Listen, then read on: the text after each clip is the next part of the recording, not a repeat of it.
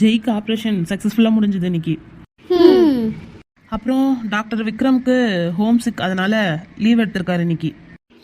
என்னாச்சு அவருக்கு? உனக்கு தெரியாதா பிரின்ஸ்? ஆமாம், நீ ஒரு ஃபெயிலியரான கேர்ள் ஃப்ரெண்ட். ஆமாம், நீ சொன்னது கரெக்ட் தான். நான் என்னோட ஷிஃப்ட் முடிஞ்சதும் போய் அவரை பார்த்துக்கிறேன்.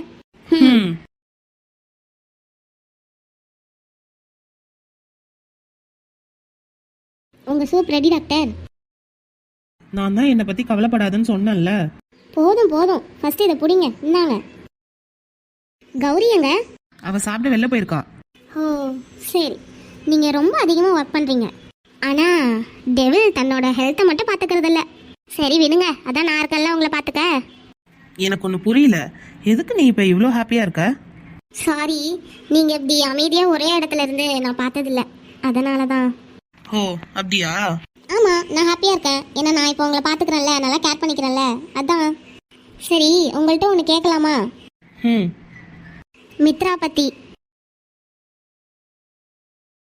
சொல்லுங்க. அவ இறந்ததுக்கப்புறம் நமக்கு முக்கியமான பர்சன் ஒருத்தவங்க நம்மளை விட்டு போயிட்டா எந்த அளவுக்கு பெயினும் பயமும் இருக்குன்னு எனக்கு தெரியும். அது இப்போ வரைக்கும் இருக்குது. அது கண்டிப்பாக என்னை விட்டு போகாது. ஒரு டாக்டரா நான் இதுலேருந்து பின்வாங்க மாட்டேன். அதெல்லாம் விடு. நீ எப்படி இப்படி பண்ணலாம்? அந்த வித்தியாசமானவன் எப்படி உன்கிட்ட மட்டும் நல்லா பழகலாம்? என்ன? அதுவும் நீ தான் எக்ஸ்க்ளூசிவ் நர்ஸாக வேணுமா? இது எனக்கு சுத்தமாக பிடிக்கல. சரி, நான் படுக்கிறேன். Good night.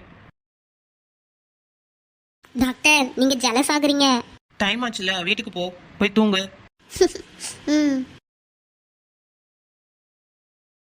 இதுவும் ட்ரீட்மெண்ட் தான்.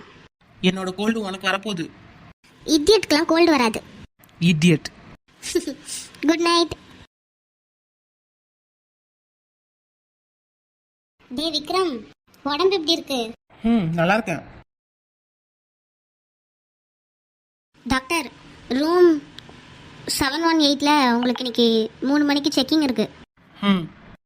டாக்டர் விக்ரம், என்னாச்சு? ஏதாச்சும் ஹெல்த்தில் இஷ்யூவா? பேஷண்ட்டை ஃபிசிக்கல் அட்டாக் பண்ணதுக்கு உங்கள் மேலே நான் கம்ப்ளைண்ட் ரைஸ் பண்ணியிருக்கேன்.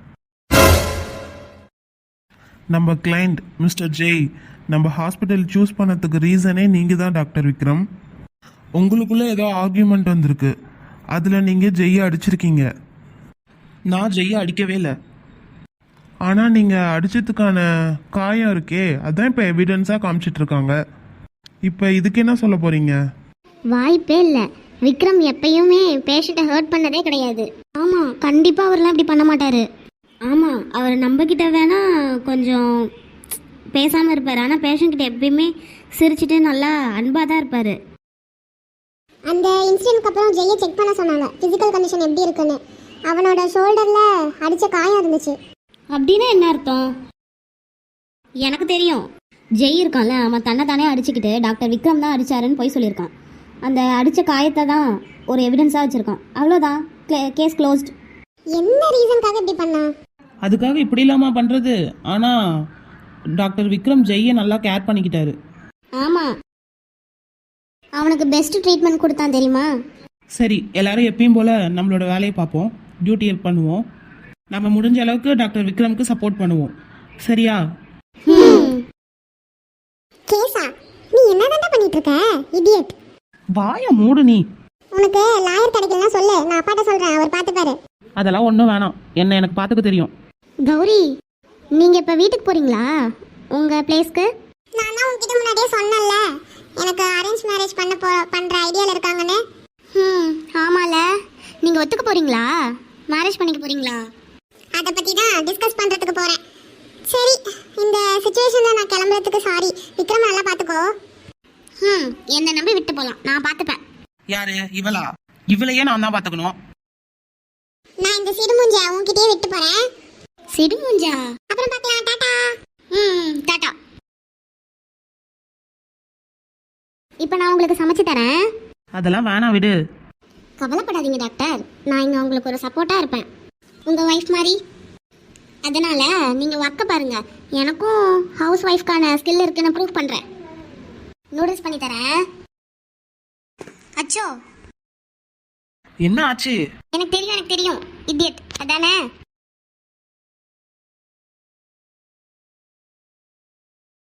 அச்சோ, மாட்டிக்கிச்சே. வந்துரு வந்துரு.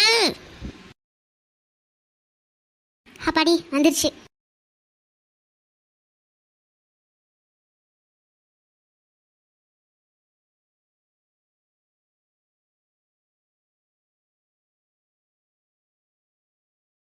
நான் உன்னை டேட்டிங் பண்ணலை, ஏன்னா நீ எப்பயும் என்கிட்ட வம்பு பண்ணிகிட்டே இருக்கணும்னு தான் ஆசைப்பட்றேன். ஆனால் நான் உங்களுக்கு எப்பயுமே யூஸ்ஃபுல்லாக இருக்கணும்னு நினைக்கிறேன். எனக்கு இப்போ தான் புரியுது, எனக்கு ஒரு பொண்ணா ஹவுஸ் ஒய்ஃபாக பண்ணுற ஸ்கில் எதுவுமே இல்லை. அதெல்லாம் எனக்கு எப்பயோ தெரியும். ஆனால் டாக்டர், ஜெய் அப்படி பண்ணதுக்கு எனக்கு ரொம்ப கஷ்டமாக இருக்குது. அதெல்லாம் நான் பார்த்துக்கிறேன், நீ ஃபீல் பண்ணாமல் ஹாப்பியாக இரு. அப்புறம் என்னால் ஜெய்யோட கண்டிஷன் எப்படி இருக்குன்னு பார்க்க முடியாது. ஸோ நீ தான் எனக்காக பார்த்துக்கிற. அவனை நல்லா பார்த்துக்கோ, சரியா? புரியுதா? நீ பிரின்ஸ் தானே, இல்லையா? எனக்கு புரியுது. நீங்கள் சொன்னதை நான் செய்கிறேன். ஜெய் ஃபுல் ரெக்கவர் ஆகுற வரைக்கும் நாம் ஹெல்ப் பண்ணுவோம். அப்புறம் நான் உங்களை காப்பாற்றுவேன் டாக்டர். ம்.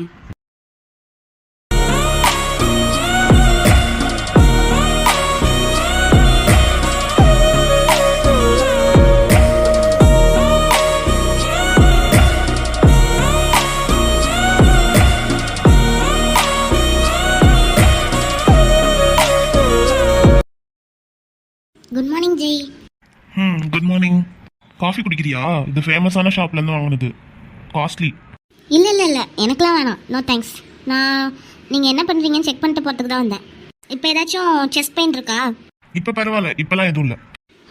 ஓகே. நான் கூட நீ என்னை பார்த்துக்க வரமாட்டேன்னு நினச்சேன். ஏன், எதுக்கு? நான் தான் உன்னோட ஒண்டர்ஃபுல்லான பாய் ஃப்ரெண்ட் மேலே கேஸ் போட்டிருக்கேன்ல. இது என்னோட டியூட்டி. எனக்கு பிடிச்சாலும் பிடிக்கலனாலும் நான் செய்வேன்.